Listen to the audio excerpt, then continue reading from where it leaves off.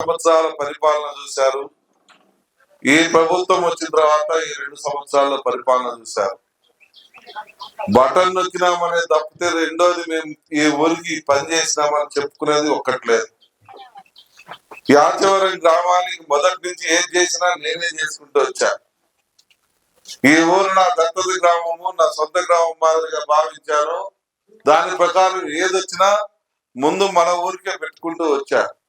ఆ రకంగా చేయటం వల్లే మామూలుగా ఏ ఊర్లో పెట్టినా 10-12% మాత్రమే పెన్షన్లు ఉంటాయి. అటువంటిది మీ పంచాయతీలో 20% పెన్షన్లు ఉన్నాయి, 18% ఉన్నాయి. 360 పైచలకు పెన్షన్లు ఇప్పించగలుగుతా ఉన్నాం. 480 మంది పైచలకు అన్నదాత సుఖీభవ వేయించగలుగుతా ఉన్నాం. సుమారు 400 పైచలకు మన తల్లికి వందనం మన ఊర్లో వేయించగలుగుతా ఉన్నాం. ఇవే కాకుండా మీకు ఎప్పటి నుంచో ఉన్నటువంటి సమస్య యాచవరం నుంచి బోడపాడు తారు రోడ్డు ఏమంటే ఎవడు పట్టించుకున్న వాళ్ళు బాధ. ఎందుకనంటే మీ అందరికీ తెలుసు, ఈ గ్రామం మొదటి నుంచి నాకు అనుకూలంగా ఉంటున్నటువంటి గ్రామం కాబట్టి మిమ్మల్ని వివక్షతోటి చూడటమే కాకుండా మీకు ఒక్క పని కూడా చేసినటువంటి పాపాన పోల. అటువంటిది వచ్చిన వెంటనే మన ఊరి మీద దృష్టి పెట్టాం.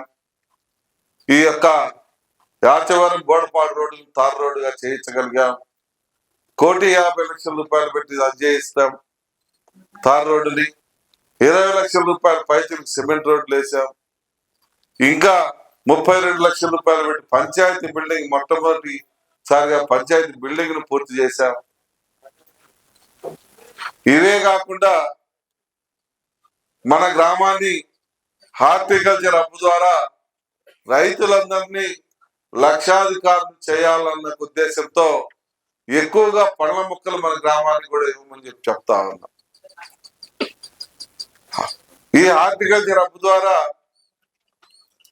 రైతులందరూ కూడా వారు పండించిన పంటలకు పండ్ల మొక్కల ద్వారా పండ్ల తోటలకి మంచి రేట్లు రావాలా, డైరెక్ట్ గా పొలాల్లో నుంచే యార్డుకు తీసుకుపోయే విధంగా మెరుగైన సౌకర్యాలు కల్పించాలని ఈరోజు మన నియోజకవర్గంలో గ్రామాలలో పల్లెలకు రోడ్లు అంటే తార్ రోడ్ మెటల్ రోడ్లు ఉన్నటువంటి పొలాల్లో గుండా పోయేటువంటి రోడ్లకి తార్ రోడ్లు వేపిస్తా ఉన్నాం. 80 రోడ్లు పైచలకు మన గ్రామం మన మార్కాపు నియోజకవర్గంలో వస్తా ఉన్నాయి. మీకు బోడపాడు నుంచి నాయుడుపల్లి రోడ్డు ఉంది, అది పొలాల రోడ్డు. ఆ రోడ్డు తార్ రోడ్డు వేస్తా ఉన్నాం. చేసేటువంటి వారిని ఆశీర్వదించాలనా,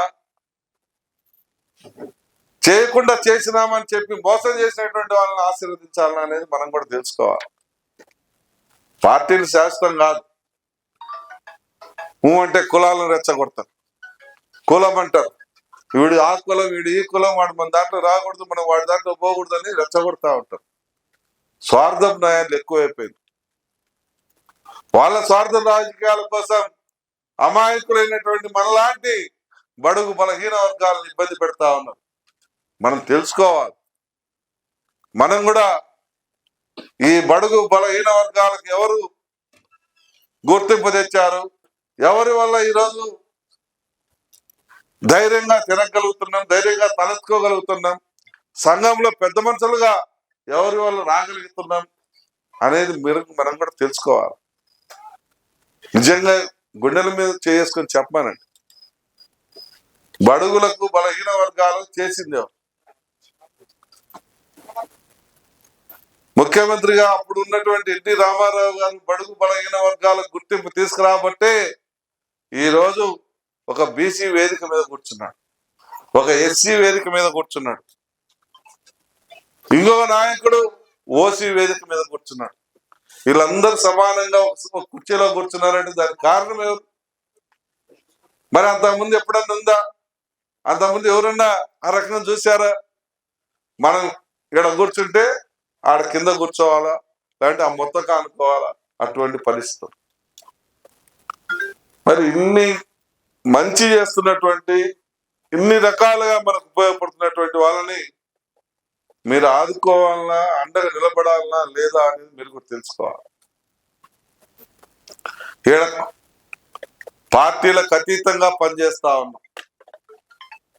ఈ పార్టీ ఆ పార్టీని చూడటం లేదు. ఈ ఊర్లో మన పాలెంలో పిఎం సూర్య గారి కింద ఎంత మంది పెట్టుకుంటారో అంతమందికి ఏమని చెప్తా ఉన్నాం. పార్టీ చూడొద్దని చెప్తా ఉన్నాం. కొన్ని రోజులు పోయిన తర్వాత మీకు నెల నెల మీ ఇంటికి డబ్బులు వచ్చేటువంటి కార్యక్రమం ఈ ప్రభుత్వం ముఖ్యమంత్రి చంద్రబాబు నాయుడు గారు చేస్తా ఉన్నాం. మరి దాన్ని మనం రిసీవ్ చేసుకోవాలి, చేపించుకోవాలి. నాకు చేసిన రోజే నాకు డబ్బులు రావాలా, నా చేతిలో డబ్బులు పడాలా అని ఏదో తాత్కాలికమైనటువంటి ఆలోచనతో చాలా మంది పోతా ఉన్నారు. ఆ తాత్కాలికమైనటువంటి ఆలోచనలు కరెక్ట్ కాదు. మనకు శాశ్వత పరిష్కారాలు, మనకు మార్గం మన ప్రాంతానికి కరెక్ట్. ఈరోజు ఇంటింటికి పైప్ లైన్ స్కీమ్ తీసుకొచ్చాం. 1290 కోట్ల రూపాయలతోటి ఈరోజు మన నియోజకవర్గంలో ప్రతి ఇంటికి ఇలా ట్యాప్ కనెక్షన్ వస్తుంది.